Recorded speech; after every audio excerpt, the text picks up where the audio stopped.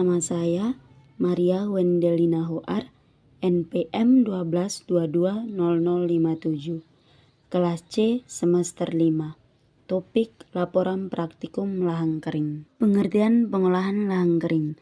Pengolahan lahan kering adalah upaya untuk mengubah ekosistem sumber daya alam lahan kering agar dapat menghasilkan manfaat maksimal dan menjaga kelestariannya. Alasan pengolahan lahan kering. Pengolahan lahan kering dilakukan untuk meningkatkan produktivitas pertanian dan menjaga kelestarian sumber daya alam. Berikut beberapa alasannya. Lahan kering memiliki potensi yang kurang optimal untuk mendukung pertumbuhan tanaman. Lahan kering semakin dibutuhkan untuk pertanian di masa depan karena semakin terbatasnya lahan sawah dan meningkatnya permintaan pangan dunia. Pengolahan lahan kering berlereng mulai dari pembuatan bingkai A sampai pembuatan terasering dan tujuannya. Bingkai A. Bingkai A dibuat menggunakan 2 batang kayu yang panjangnya 220 cm sebagai kaki bingkai A dan 1 kayu palang yang menjadi satu patokan untuk mencari titik keseimbangan atau titik kontur. Titik kontur adalah titik tegak lurus dengan sumbu bukit. Sumbu bukit adalah garis yang menuju ke pusat bumi. Setelah 3 batang kayu tersebut telah disiapkan, maka dihubungkan untuk kakinya dihubungkan pada titik dari pangkalnya 200 cm dan lebihnya 20 cm. Kemudian untuk menempatkan palangnya, posisinya harus pada 100 cm dari pangkal, begitu juga dari tegak ke atas. Setelah dihubungkan, berikutnya menggantung tali bandul yang menjadi patokan untuk membuat titik kontur di lahan sebelum membuat garis kontur dan terasering. Ukuran bingkai A untuk dijadikan terasering. Penanaman nanas pada terasering. Pengertian dan manfaat dari pembuatan mol, mikroorganisme lokal, pembuatan biochar, pembuatan kompos biochar. Pengertian mol, mikroorganisme lokal adalah sekumpulan mikroorganisme yang bermanfaat sebagai starter dalam penguraian, fermentasi bahan organik menjadi pupuk organik padat maupun cair. Biochar adalah bahan padat kaya karbon hasil konversi dari limbah organik, biomas pertanian melalui pembakaran tidak sempurna atau suplai oksigen terbatas, pyrolysis. Kompos biochar adalah campuran dari sisa-sisa bahan organik dengan bahan organik lain seperti pupuk kandang dan hijauan yang dicampur secara bersama-sama dan disiram dengan bakteri mikroba pengurai untuk mempercepat proses dekomposisi. Manfaat mol digunakan untuk membantu pertumbuhan tanaman secara vegetatif dan generatif. Biochar dapat meningkatkan serapan unsur hara, mengurangi pencucian hara, menambah daya tampung air, mengurangi cucian hara dan degradasi kesehatan tanah, meningkatkan KTK, meningkatkan biomasa dan kelimpahan mikroorganisme, dan membantu menetralkan pH tanah. Kompos juga membantu menjaga kepadatan tanah yang ideal, memberikan struktur yang baik bagi pertumbuhan akar tanaman. Proses pembuatan pupuk organik mulai dari mol, biochar, dan kompos biochar. Langkah pertama adalah proses pembuatan mikroorganisme lokal atau mol. Alat dan bahan yang digunakan adalah ember, air cucian beras 2 liter, gula, dan air biasa. Langkah selanjutnya, campurkan semua bahan ke dalam ember.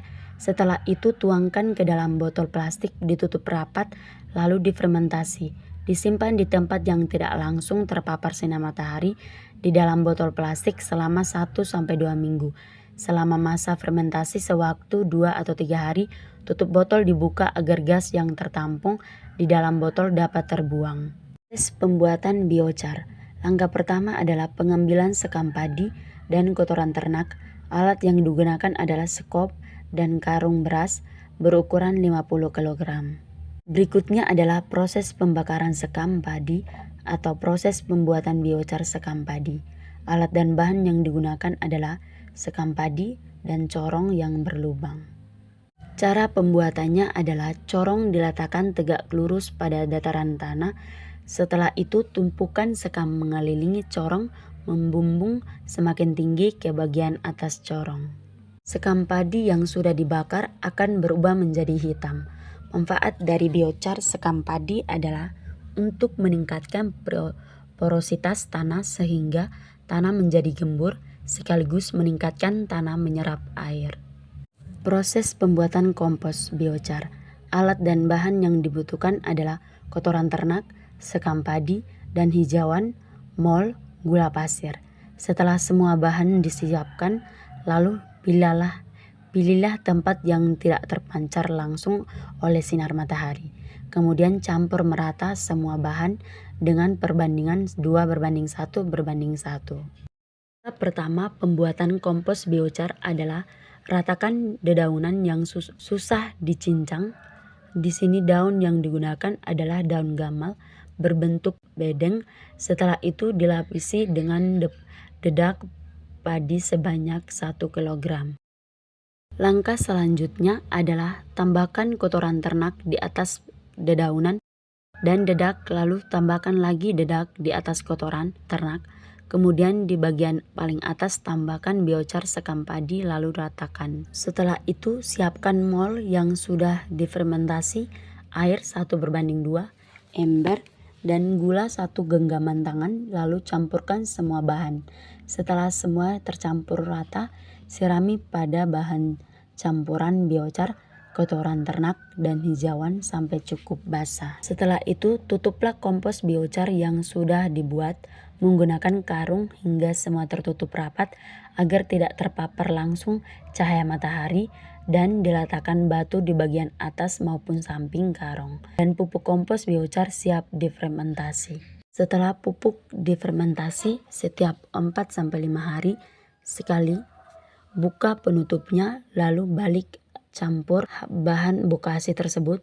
Setelah itu tutup kembali seperti semula. Proses tersebut dilakukan berulang-ulang sampai seluruh bahan hancur dan wujud aslinya tidak ada lagi, atau seluruh bahan sudah berwujud seperti tanah subur berwarna hitam. Lamanya fermentasi antara 1-2 minggu. Tahap berikutnya adalah penggalian lubang berukuran 60x60 sekaligus pengaplikasian pupuk organik pada lubang. Alat yang digunakan adalah linggis. Setelah itu lubang yang sudah diisi dengan pupuk kompos ditutupi dengan tanah. Selanjutnya di bagian paling atas ditutupi menggunakan mulsa organik berupa dedaunan atau rumput. Yang terakhir adalah penanaman pohon cemara.